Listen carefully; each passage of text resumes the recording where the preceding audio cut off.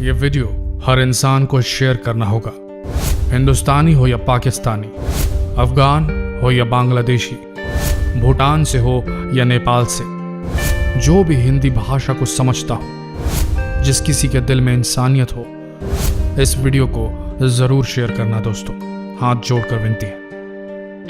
हमें समझना होगा कि जो चीजें हम खाते हैं, हमारा भोजन, द फूड वी ईट, वो राशन की दुकानों और सुपर बाजार से नहीं आता। The food we eat doesn't comes from grocery stores. हम जो खाते हैं वो खेतों से आता है। 2011 एग्रीकल्चर सेंसस ऑफ इंडिया की माने तो भारत की आबादी का 61.5% हिस्सा खेती पर, कृषि पर निर्भर है। 61.5% आबादी की रोजी रोटी खेती से चलती है और खेती करने के लिए चाहिए होता है पानी। इतिहास में जितनी भी शक्तिशाली और संपन्न सभ्यताएं हुई हैं, सभी के अवशेष किसी नदी या किसी पानी के स्रोत के किनारे ही पाए गए हैं। क्यों? क्योंकि जल है तो जीवन है, या ये कह लें जल ही जीवन है। अगर जल न हुआ तो खेती नहीं होगी, खेती नहीं हुई तो किसान नहीं रहेगा, किसान नहीं बचा तो भारत की 61.5% आबादी की रोजी रोटी चली जाएगी और बाकी बची 38.5% आबादी भूखी मर जाएगी। नासा की एक सैटेलाइट, एक उपग्रह, gravity recovery and climate experiment grace ने कुछ ऐसे डरावने संकेत भेजे हैं जिससे मानव जाति और खासकर भारतीयों को जबरदस्त खतरा है। नासा की सैटेलाइट ग्रेस ने जो डेटा भेजा है उसके आधार पर यह कहा जा सकता है कि नॉर्दर्न इंडिया के ज्यादातर ग्राउंड वाटर रिसोर्सेस डिप्लीट हो चुके हैं, समाप्त हो चुके हैं। जमीन के अंदर पानी का स्रोत लगभग खत्म हो चुका है। क्लाइमेट चेंज की वजह से बारिश सही समय पर हो नहीं रही और जो हो रही है वो कंक्रीट के जंगलों से टकराकर नालों में बह जा रही है। जमीन के अंदर बारिश का पानी पहुंच ही नहीं पा रहा और ग्राउंड वाटर रिचार्ज नहीं हो पा रहा। ध्यान से सुनिए, धरती का 97.5% पानी समुद्र में है जो खारा है। बाकी 1.5% पानी बर्फ के रूप में पृथ्वी के दोनों ध्रुव पोल्स पर है। बचा मात्र 1% पानी नदी, झीलों, झरनों और कुओं में है। मात्र 1% पानी जो पीने लायक है। इस 1% पानी का 60वां हिस्सा खेती और इंडस्ट्रीज, फैक्ट्रीज में खपत होता है। बाकी का 40वां हिस्सा पीने, भोजन बनाने, नहाने, कपड़े धोने एवं साफ सफाई के लिए मिल पाता है। आज की स्थिति बता रहे हैं आपको। इस धरती पर रहने वाले चाहे किसी देश का निवासी हो, पर 10 individuals 2 do not get clean drinking water। हर 10 व्यक्ति में से 2 को पीने का साफ पानी तक नहीं मिल पाता। ये आज की स्थिति है।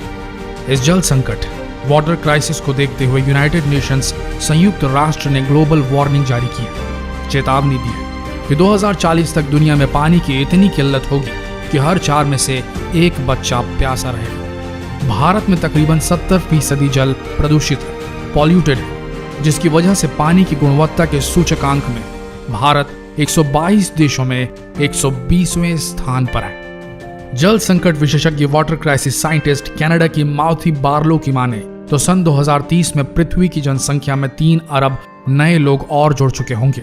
80% और अधिक पानी की आवश्यकता होगी, दरकार होगी। कोई नहीं जानता यह अतिरिक्त, यह एक्स्ट्रा पानी आएगा कहां से। पहले जब पॉपुलेशन कम था तब गंदगी भी कम हुआ करती थी और नदियां अपना उपचार, अपना ऑटोमेटिक ट्रीटमेंट खुद कर लिया करती थी। लेकिन अब गंदगी की मात्रा में इतना इजाफा हो गया है कि उससे बोझिल नदियां अब ऑटोमेटिकली अपना खुद का रिपेयर नहीं कर सक रही है, गंदगी का निपटारा नहीं कर पा रही। पहले लोग नदियों के किनारे जाकर कहते थे कि ये नदियां हमारे तन और मन को धो देती हैं, हमारे पाप तक धो देती हैं, पर अब यही नदियां हमसे रो रो कर कह रही हैं, मुझे बचा लो, मुझे और गंदा मत करो, मुझे बचा लो। और हम रोज दिन और रात इन नदियों में टनों टन कचरा डालते जा रहे हैं। हमें क्या होना है? हमारे पास तो भरपूर पानी है, पैसा है तो पानी, जब मन चाहा टैंकर खरीद लिया, जब मन चाहा बोर करा लिया। मेरी जमीन पर बोर है ना, मैंने पैसे खर्च किए हैं तो पानी भी मेरा। मैं 1 बोर करूं, 2 बोर करूं, किसी को क्या मतलब? किसी को कोई मतलब होना ही नहीं चाहिए। जितना मर्जी पानी खींचूं, किसी को कोई प्रॉब्लम नहीं होनी चाहिए, क्योंकि बोर मेरी जमीन पर है ना। अंडरग्राउंड वाटर लेवल गिरे, हमें क्या, हमें तो पानी मिल रहा है। भाड़ में जाए अंडरग्राउंड ग्राउंड वाटर सोर्स, सूखना है सूख जाए, पैसे हैं हम खरीद लेंगे पानी बाहर से। इसी सोच ने आज भारत के किसानों को फांसी के फंदों पर लटकने को मजबूर कर दिया है। पंजाब 5 आबों वाला स्टेट, 5 नदियों वाला स्टेट, आज इन नदियों में किसान कूद कर खुदकुशियां कर रहे हैं। पंजाब 5 नदियां होने के बावजूद आज खुद ग्राउंड वाटर सोर्स यानी कि बोरवेल्स पर ही निर्भर हो गया है। देश के कुछ हिस्सों में भूजल स्तर 1 मीटर प्रति वर्ष की दर से गिर रहा है। अगर अब नहीं रुके दोस्तों ये बोरवेल्स, तो पानी के लिए त्राही त्राही मच जाएगी। त्राही त्राही तो मच भी चुकी है। इन बोरवेल्स ने धरती का सीना छलनी कर दिया है, कतरा कतरा चूस लिया है पानी का। और हम इंसानों ने इस अंडरग्राउंड वाटर सोर्स को रिचार्ज करने के लिए कोई ठोस कदम उठाए नहीं, सब कागज पर। विकास के नाम पर अंधाधुंध काटे जा रहे हैं सड़क किनारे के असंख्य पेड़, सीमेंटेड सड़कों का जाल, कंक्रीट के जंगल और उन्हें बनाकर बेचने वाले दलाल। भूमाफिया तालाब के किनारे तक की जमीन को नहीं बख्श रहे हैं, रिहायशी इलाके बना दे रहे हैं वहां। अब आप ही बताइए कैसे जाएगा बारिश का पानी जमीन के अंदर? पानी जितना भी गिर जाए जमीन के अंदर नहीं जाएगा। हमें वाटर हार्वेस्टिंग करनी होगी दोस्तों। हमें पानी की कीमत को समझना होगा। एक एसयूवी, एक कार को धोने के लिए मात्र 2 बाल्टियां और 2 सूखे कपड़े ही काफी हैं। नहाने के लिए शावर की बजाय 1 बाल्टी इस्तेमाल करेंगे तो आपको भी 1 बाल्टी पानी ही लगेगा।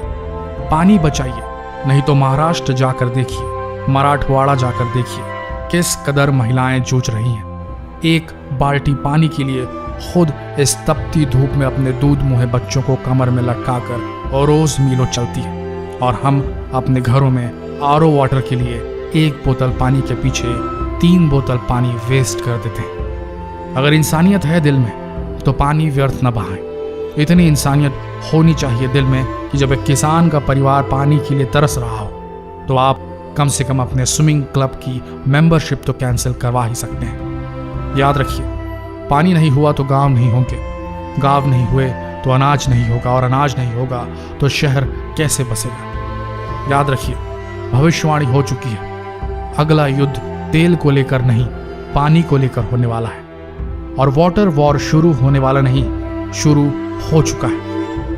पानी की कमी के चलते महाराष्ट्र के लातूर जिले में टकराव को नियंत्रित करने के लिए धारा 144 कई बार लगाई जा चुकी है। पुलिस तैनात की गई थी ताकि पानी के सोर्सेस के पास लोग ग्रुप्स में इकट्ठे न हो। इंसान को पानी बचाना होगा, नहीं तो इंसान का बचना मुश्किल है। ये वीडियो हर इंसान को शेयर करना होगा, हिंदुस्तानी हो या पाकिस्तानी, अफगान हो या बांग्लादेशी, भूटान से हो या नेपाल से, जो भी हिंदी भाषा को समझता हो, जिस किसी के दिल में इंसानियत हो, इस वीडियो को जरूर शेयर करना दोस्तों। हाथ जोड़कर विनती है। धन्यवाद।